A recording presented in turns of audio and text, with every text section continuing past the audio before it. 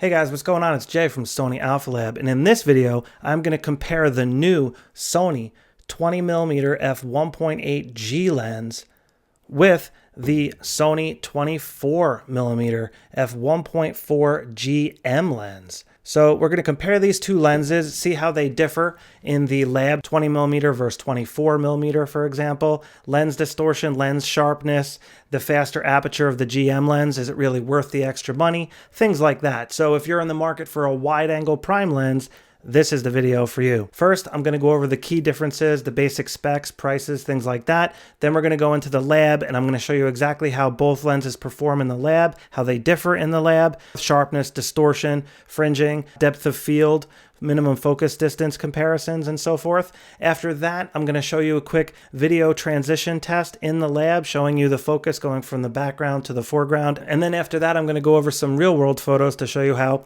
the lenses actually perform in the real world. So stay tuned for that. All right, so I just wanted to show you quickly what they come packaged in here. And as you can see, the GM lens on the left and the new G lens on the right. So the G lens, the 20mm G lens, comes with this soft leather pouch, which I really like. It's a nice little pouch. And here's what it looks like. Just a quick shot of the lens. And here is what the GM lens comes with. It comes with this nice padded pouch, a higher quality pouch when compared to the leather, pouch style. This one's definitely much better quality, but both of them will do the job. This one would, you could probably drop the lens and it would survive with no problem. The leather pouch, not as much. The lens will probably get damaged, you know what I mean? It doesn't have that thick padding. And here's just a shot of the GM lens posing for you there. Now, here's an image of both lenses so you can see what they look like right next to one another. And you could just see how much smaller the 20mm is versus the 24mm. And here's what the 20mm looks like mounted to the Sony a7 III. And here's what the GM lens looks like mounted to the a7 III. And here's what both lenses look like if you hold them up like binoculars. All right, guys, so I'm just going to hammer through some of the basic specs here. So basically, we're looking at $900 for the new 20mm f1.8 lens and $1,400 for the GM lens. So it's significantly more money for the GM lens, obviously. Now we're looking at f1.8 versus f1.4 max aperture. Pretty big difference when it comes to extreme low light photography, but does it really matter that much in the real world?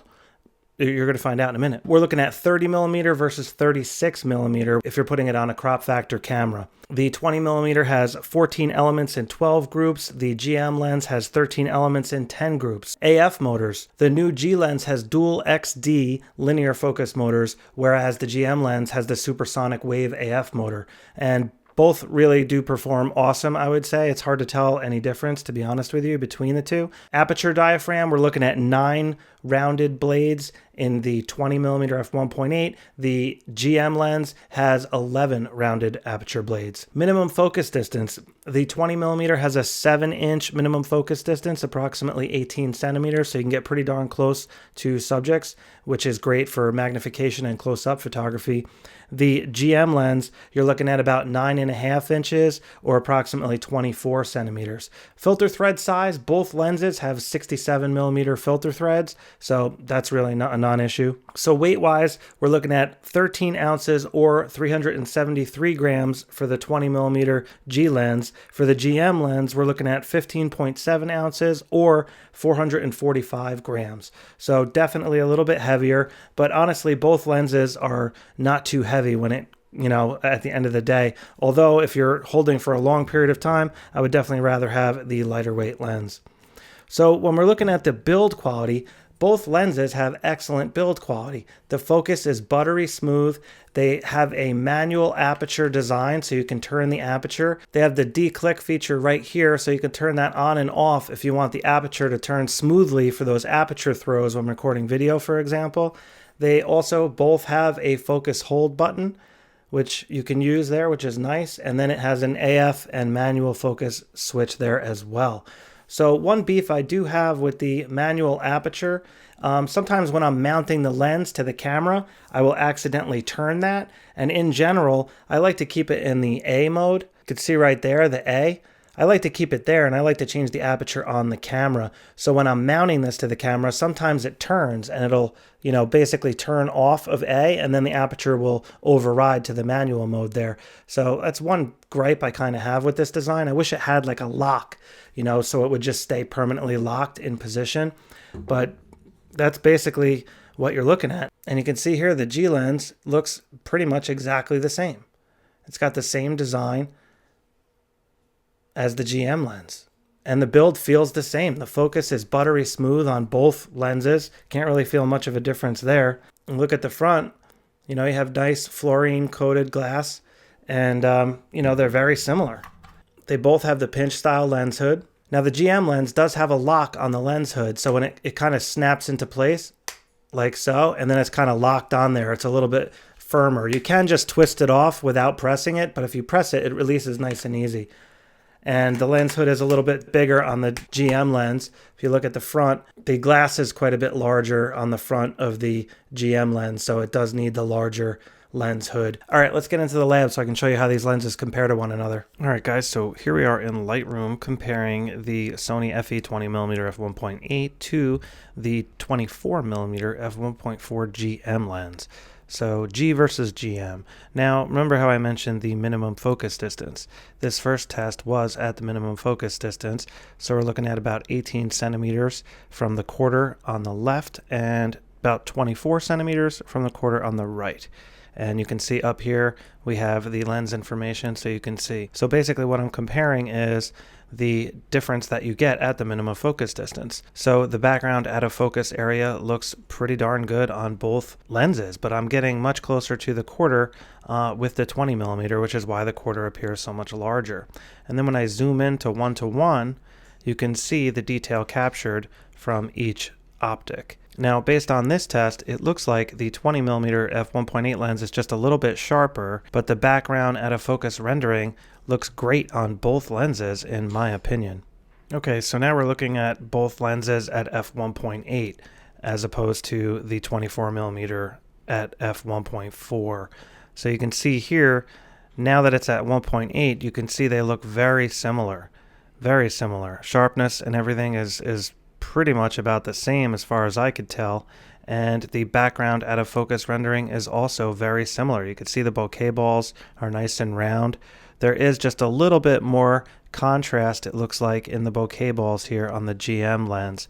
So it's got like a little bit better contrast control on the bokeh balls. That's what I'm noticing with these particular shots at the minimum focus distance. Okay, so now we're comparing f5.6 to f5.6, and again we're looking at the 20mm on the left and the 24mm on the right, and that is at 100%. So let me just zoom out here so you can see the full scene, and now you can see, with the 20mm, you do get more of a wide angle view because, again, 20mm as opposed to 24mm. So that's what we're looking at there. And then when we zoom in to 100%, you could see the bokeh balls. Now, there is just a little bit more rounding on the 24mm GM lens due to the 11 blade apertures versus the 9 blade aperture on the 20mm. So there is just a little bit of octagoning there you can see on the bokeh balls on the 20mm. All right, guys, so now here I have the camera set up on a tripod, so the camera's in the same exact spot, and I just wanted to show you what it looks like with each lens. And again, I'm using the Sony a7 III for this test. And so looking at it with the 20mm on the left-hand side, you could see how much of the scene you can capture at this distance. Now, at the same exact distance, here's what it looks like on the right with the 24mm. So of course, obviously it's going to be zoomed in a little bit more basically as far as the image looks. And let me just show you some of the detail here. Now if we zoom in, you can see the sharpness comparison. Now we are looking at f1.4 versus f1.8 on the left for the 20mm. So this is at the max aperture. See, the sharpness is pretty darn good on both lenses, although the 20mm looks a little bit sharper to me compared to the 24mm f1.4. I focused on the dollar bills just so you're aware. Now if you look at the corners, you can see the distortion on the soda can or the Monster energy drink can is pretty significant on both lenses. And again, the depth of field is going to be extremely shallow on the f1.4 lens, so it is going to look a little bit softer here on the soda can, but that is just because of the depth of field, more so than the lens being soft in the corners, although it is a little bit softer than the 20mm f1.8 G lens, just to be clear. And again, if you look at the quarter here, that is out of focus because of the depth of field. I focused on the dollar bill. This quarter is actually about 5 inches in front of the dollar bill towards the camera. So you can see that f1.4 is yielding more separation from the foreground and the background when compared to the 20mm f1.8 G lens here on the left. See, the bokeh balls are smaller and the quarter is more in focus than on the 24mm, as expected. One thing I do see on the 24mm, however, is there's like a green halo around these bokeh balls here, which I don't particularly like, but you know, it is what it is. They're there for whatever reason, and just wanted to show you that. Now, if I select this photo here, I can change to this one. Now we're looking at f1.8 versus 1.8. So you can see now we're more comparing apples to apples, let's say, as far as the aperture goes. So you can see because of the 24mm, it is still zoomed in a little bit more than a 20mm lens. So the bokeh balls are still going to be a little bit larger just due to the focal length difference. But otherwise, the sharpness on the 24mm really did tack up quite a bit at f1.8. And now it looks much more on par with the 20mm G lens. Now, as far as distortion goes, you can see both lenses do have a little bit of distortion. However, the verticals are looking pretty good overall. There is a little bit of curvature here on the color chart on both lenses, but at the end of the day, it still looks pretty darn good in my opinion overall. All right, so here we're looking at f5.6. Again, the 20mm on the left, 24mm on the right. And now if we zoom in, you can see the sharpness is really excellent on both lenses. And, you know, there's pretty much zero fringing. Any kind of lens flaws like that are non-existent. And the detail is quite good across the board. You can see the color, clarity, and contrast is very similar on both lenses. I really can't notice much of a difference at all, if any, between these two lenses. And I was shooting in raw quality. I did not apply any type of adjustments in Lightroom here. Whatever the Lightroom did by default is all that was done. There's no lens profile enabled or anything like that. All right, so here I was just doing a quick autofocus test in the lab, and I was using the touch screen and just touching around various locations to show you how good the focus works and how smooth it is and stuff. Works great. Love the touch screen. This is the 20mm. Now here is the 24mm GM lens. And these were both at max aperture, by the way. So the 20mm was at f1.8. The GM lens was at f1.4. So you can see with the A7 III, you're getting that killer transition effect, depth of field. It's awesome. All right, guys, so just looking at a couple real-world photos. Now, this wasn't really done using a tripod, put the camera in exactly the same position. I already did that in the lab for a more precise comparison. This was more just pointing and shooting in pretty much the same spot, just so you can see how each lens performs. You know, and basically what I wanted to show you was just the difference in rendering that they produce and how similar they actually are. So you can see here on the left, I just focused on my little railing here on the porch in front of my house, and there were some cars in the background with those specular highlights, and I just wanted to show you how the two compare. So f1.4 basically versus f1.8, similar distance, similar view, and you can see both lenses do a great job. The one thing I am noticing on the GM lens, if I zoom in here, the specular highlights do look like they have a little bit more of an oval shape to them at the wide open aperture, and they're a little bit more contrasty, I would say, than the G lens, the 20mm G lens. But what I am seeing is that green halo around the specular highlight again, which I did see in the lab testing. I am not seeing any of that on the G lens, however. But other than that, like the color, the contrast, the clarity is pretty much the same as far as I could tell. There's not much difference at all. I've heard a lot of people say that the 24mm GM lens is like magical and all that, and it really is an amazing lens. It looks great, but it's very similar to the 20mm G lens for much less money and a wider field of view. So I don't know, man. I'm partial to the wider view and saving all that money, to be honest with you. Don't get me wrong. I'm not trying to bash the GM lens here. It's a fantastic optic, no doubt. But, you know, there's not that much difference when it comes to shots like this. All right, so here we're looking at just a landscape shot test here. You can see my car in the background out of focus. And again, you're looking at 20mm versus 24mm. So the perspective view is slightly different and the background rendering is a little bit different, but very similar overall. As you can see here, if I zoom in, you can see the way that the car is more out of focus with the 24mm, of course, f1.4, but the rendering is still very similar overall, I would say. You can see in the background, again, 1.4 is going to offer larger bokeh balls and a more out of focus background, but the rendering is very, very similar between these two lenses. Sharpness on the tree here, which is where I focused, is excellent on both lenses. Can't go wrong there. Now here I just wanted to show you a lens flare shot. So I actually put both lenses at f11 for this test. So you can see here the lens flare is very similar on both lenses. What I would say for sure is, once again, the GM lens does seem to have better contrast in this lens flare highlight area in particular. You could see in between the rays here, it's a little bit more contrasty, where on the G lens, it's a little bit flatter and washed out looking. So there is just a little bit of extra punch in the high contrast areas as far as lens flare and glare are concerned on the GM lens, which is worth noting. So I just took this quick picture for reference. It's really not much of a difference here. I wasn't in exactly the same spot. I was a little bit lower when I took the shot with the 20mm on the left, but you could see the 20mm wide angle view. It offers a slightly different perspective here. It looks more exaggerated. It's just got that more wide angle look. You could see in the corners here, it just almost has that like slightly stretched look, where the 24mm just looks a little bit more straight, I guess you would say. It doesn't look as stretched when looking at a photo like this.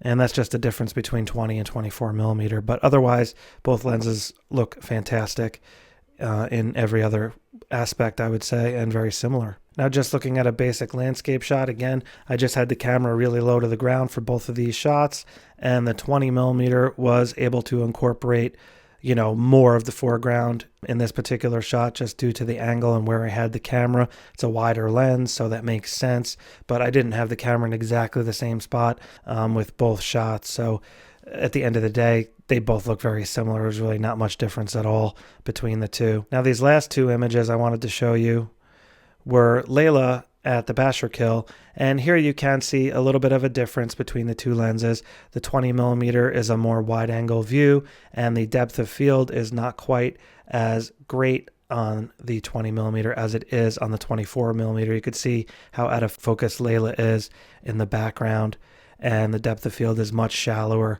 on the pine cone. You know, I just did my best at focusing, so I didn't quite nail the focus as accurate on this pine cone. It's more on the middle of the pine cone as opposed to the front of the pine cone on the 20mm. But at the end of the day, in the real world, both lenses produced a great photo in my opinion. But I would give the edge here to the 24mm for a more creamy background and better depth of field separation in this particular shot. But again, I like both shots. I really wouldn't be disappointed with either, but I do definitely see an advantage here on the 24mm for this particular portrait style, whatever you want to call it, shot.